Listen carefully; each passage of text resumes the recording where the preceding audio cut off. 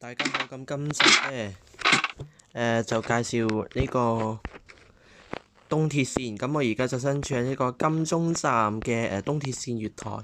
咁呢度金鐘站由於之前介紹過啦，所以就唔再詳細介紹啦。呢個就係8號月台，咁就係不載客月台啦。咁就原本往金鐘方向就咁行，到咗終點站之後就掉頭路軌啦，然後就翻返嚟往羅湖、落馬洲方向嘅月台嘅。好啦，其實金鐘站其實都唔使講嘅，其實下一站就到會展。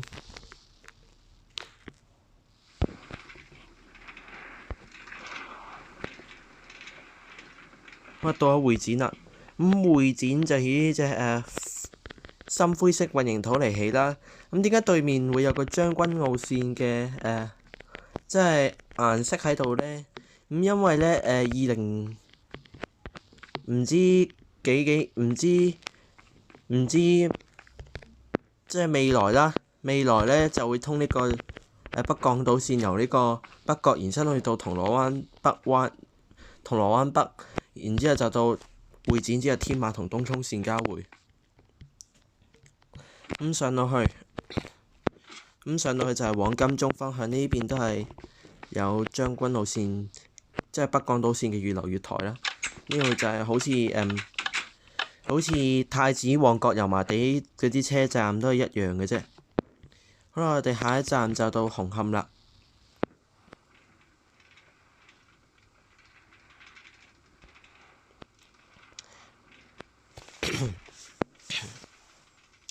唔好意思，有啲痰啊。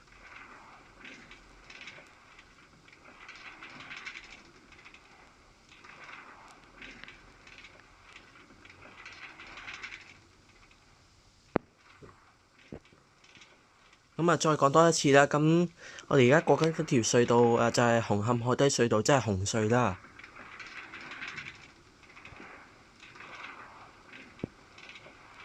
好啦，我到咗呢一個嘅紅磡站啦。咁紅磡站就呢啲即係紅色混凝土嚟起啦。呢邊就係下面呢兩層就係下面呢兩個月台就係東鐵線嘅月台啦。我哋而家最底層，跟住上面就係屯馬線月台，同埋有個廁所啦喺嗰度。跟住上到去就係個大堂，新嘅大堂。如果大家想唔想睇下舊嗰個大堂嘅位置喺邊呢？其實喺呢度嘅啫。呢個就係中層通道啦。舊嗰個中層大堂呢，就喺度嘅。舊嗰個中層大堂，然之後呢邊有梯級上去嘅。呢邊就係以前舊嗰個紅磡站嘅個月台，就係咁樣嘅。呢個就係以前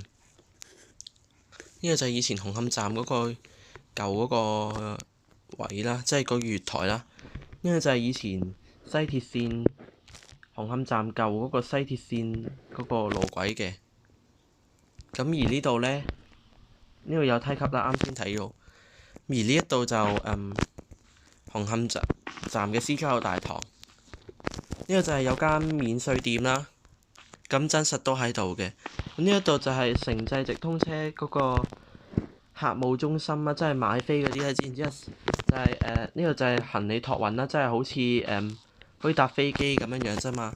咁我而家就帶大家睇下城際直通車嗰裏邊係點先。呢度就入咗嚟之後就係咁嘅，之後就過關安檢啦，之後就有分呢度同埋櫃位啦。即係香港海關啦，因為離境候車室，呢個就係候車區。呢個裏邊都有間免稅店嘅，記得。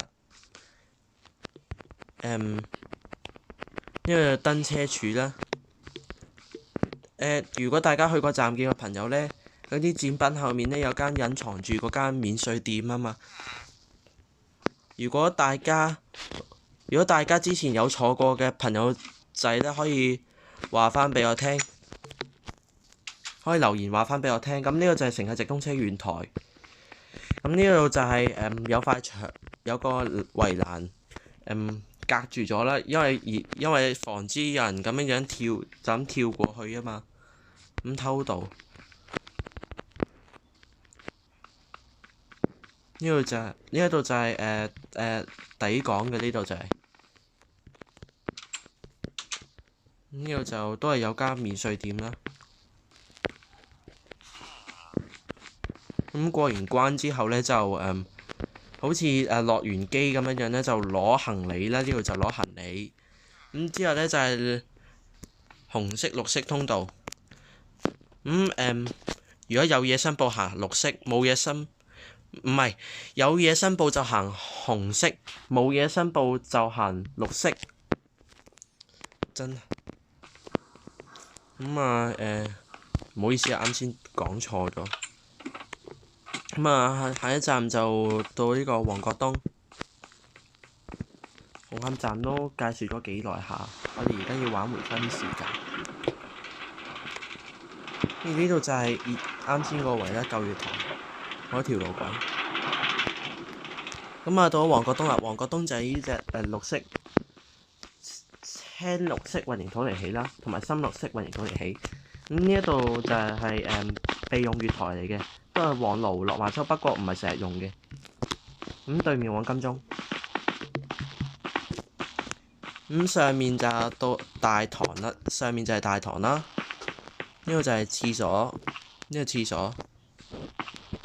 上面應該有新世紀廣場，不過呢，我唔會起啦，因為唔關事。下一站就到九龍塘啦。其實九龍塘呢，之前介紹過，所以就唔詳細咁介紹啦。之前觀塘線嗰集都講過。啱先就經過石硤尾站啦。九龍塘啦，呢個就係九龍塘啦。呢個就係以前12卡。啱先唔記得講，因為頭先嗰個位呢，就係咩嚟嘅呢？就係以前12卡嗰個部分啦。而家呢，下一站就到大圍啦。而家就穿越緊呢個筆架山隧道，好似係叫筆架山隧道。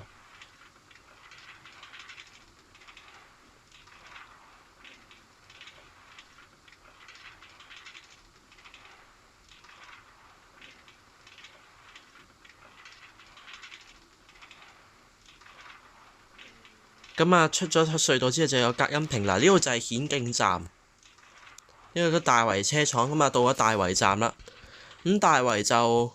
大圍站就以呢隻藍色混凝土嚟起啦。呢度真實有部匯豐嘅自動櫃員機喺度啦。呢度就有個出口。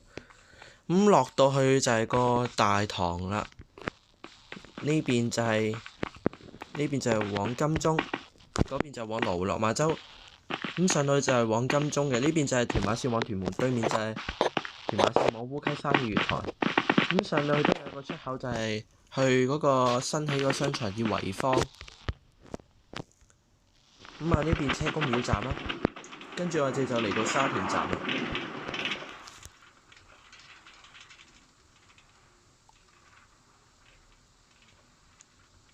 可以嚟到沙田站。沙田站就以呢隻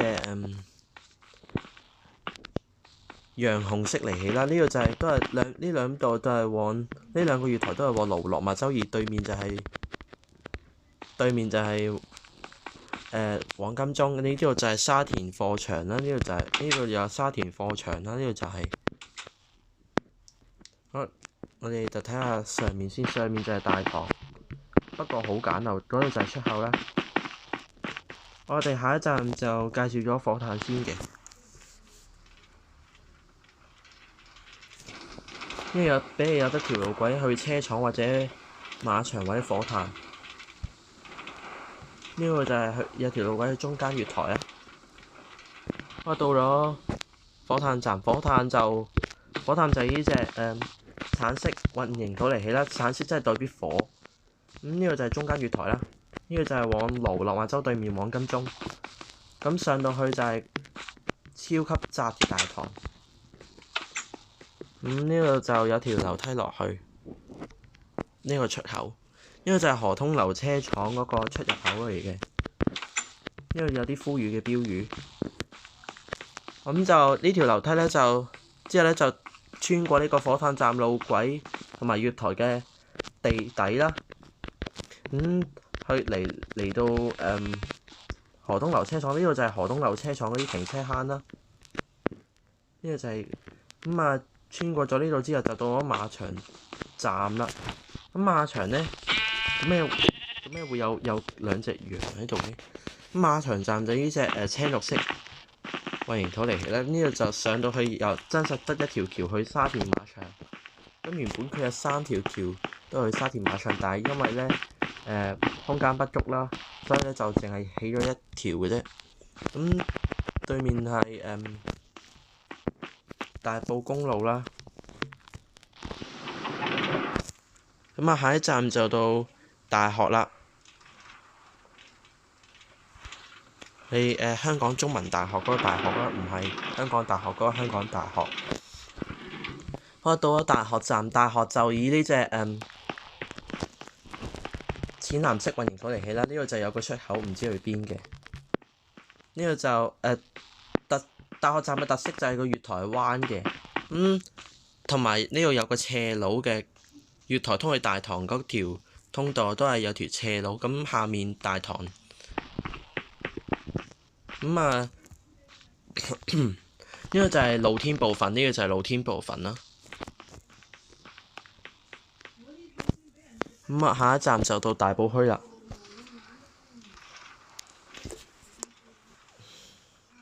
好啦，我哋而家就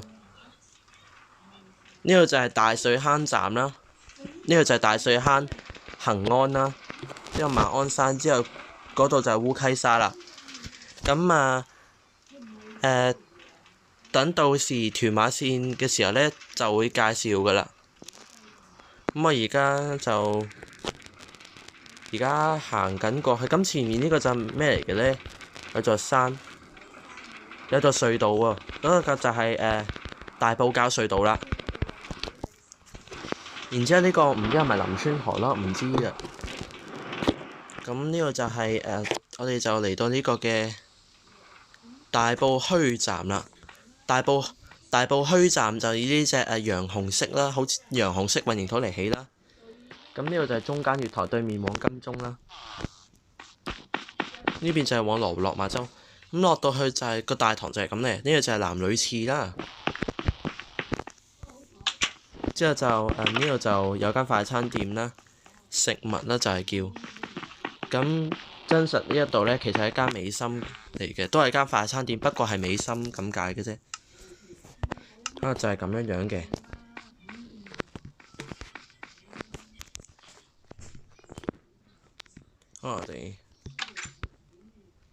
我哋介紹下一個站，下一站就到太和啦。呢度就係隔音屏。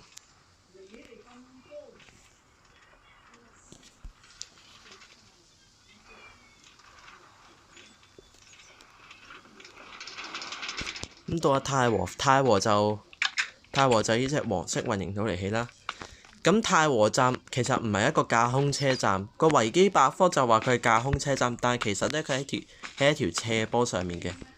咁呢個就 A 出口啦，呢個真實，呢個就係 A 出口去太和廣場。咁上面都係有個出口，上面大堂都有個出口，就係都係去太和廣場，不過唔同樓層咁解啫嘛。咁大堂就係咁樣嘅。咁對面往金鐘啦。下一站就到粉嶺啦。咁真實呢，我講返先啦。真實呢，啱先介紹嗰個 A 出口去太和廣場嗰個出口呢，其實唔係冇樓梯嘅。現實佢好似有啲玻璃門喺度嘅，直接通去商場。咁但係不過我唔會整嘅關係呢，所以就整到咁啦。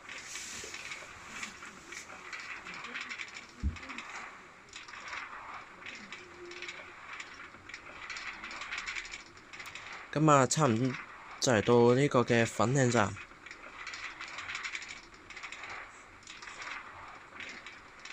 咁啊，到咗粉嶺站啦。到咗粉嶺站啦。粉嶺站就係呢隻青綠色混凝土嚟起嘅。咁對面呢，就係往金鐘嘅。上到去就係個大堂，呢個就係男女廁。然之後呢個就係出口。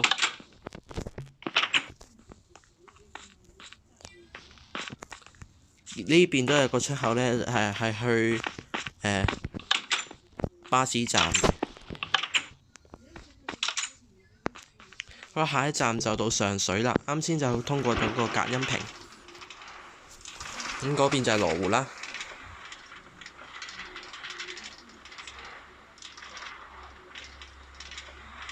又有條吊車軌喺度啦。好啦，到咗呢個嘅上水就係呢隻黃色混凝土嚟起啦。咁佢同粉嶺唔同嘅，呢個就多咗一個出口，對面都有個出口。不過呢個出口呢，比粉嶺站嗰個闊好多啦。咁上到去都係一個超窄嘅大堂，最冇廁所嘅。呢個就係有間吉鋪啦，之後呢又有間食物嘅快餐店。呢個其實兩邊呢都係個站嘅兩邊個出口呢，都係條行人天橋。